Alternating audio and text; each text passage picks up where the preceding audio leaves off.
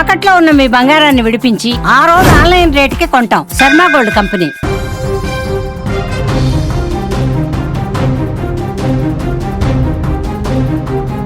America కనుక ఒక్క అడుగు ముందుకు వేస్తే పశ్చిమాసియాలో మా రియాక్షన్ నెక్స్ట్ లెవెల్లో ఉంటుంది. ఇది ఇరాన్ సుప్రీం లీడర్ ఖమేనీ చేసిన డైరెక్ట్ వార్నింగ్. కానీ ఈ వార్నింగ్ ఇచ్చింది ఎవరికి?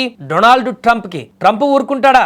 ఖమేనీ మాట పూర్తి కాకముందే సముద్రంలో కదిలే తన సైన్యాన్ని చూపిస్తూ కేవలం 2 రోజులు, అవును 2 రోజుల్లో తేల్చుకుందామంటూ ఒక భయంకరమైన అల్టిమేటం జారీ చేశారు. అసలు ఇరాన్ ధైర్యం ఏంటి? ట్రంప్ ప్లాన్ ఏంటి? అమెరికా ఇరాన్ల మధ్య వార్ కారణం పశ్చిమాసియా అగ్నిపర్వతంలా మారింది.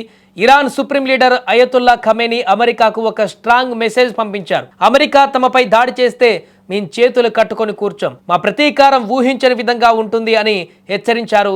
ఖమేనీ ధైర్యం వెనుక ఒక కారణం ఉంది. ఇరాన్ దగ్గర ఉన్న వేలాది డ్రోన్లు, క్షిపణులు మరియు ఇజ్రాయెల్ సరిహద్దులలో ఉన్న వాళ్ళ మద్దతుదారులు అమెరికాను భయపెట్టి వెనక్కి తగ్గించాలన్నది ఖమేనీ ప్లాన్. అయితే ఖమేనీ బెదిరింపులకు ట్రంప్ భయపడతాడా అంటే ట్రంప్ తగ్గేదిలే అంటున్నాడు.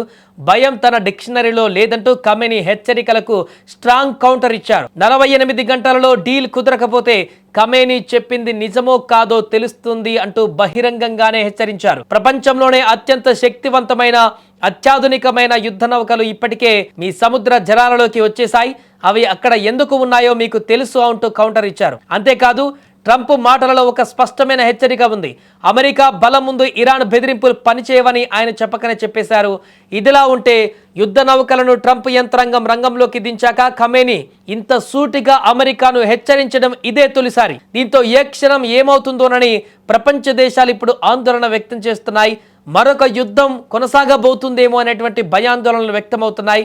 ఒకవైపు గ్రీన్లాండ్ ఆక్యుపై చేసుకోవాలని చూస్తున్న ట్రంప్కి ఇప్పుడు ఇరాన్తో నెలకొన్నటువంటి ఈ ఉద్రిక్త వాతావరణము ఏ స్థాయికి తీసుకువెళ్తుందో, ఎటు దారి తీస్తుందో తెలియనటువంటి పరిస్థితి ఏర్పడింది. ఒకవేళ నేరుగా ఇరాన్తో వెనుజులాగా ఈజీగా అధ్యక్షుడిని పట్టుకొచ్చేటువంటి పరిస్థితి అయితే ఇరాన్లో ఉండదు. ఖచ్చితంగా ఇరాన్ ప్రతిదాడి చేయబోతుంటుంది.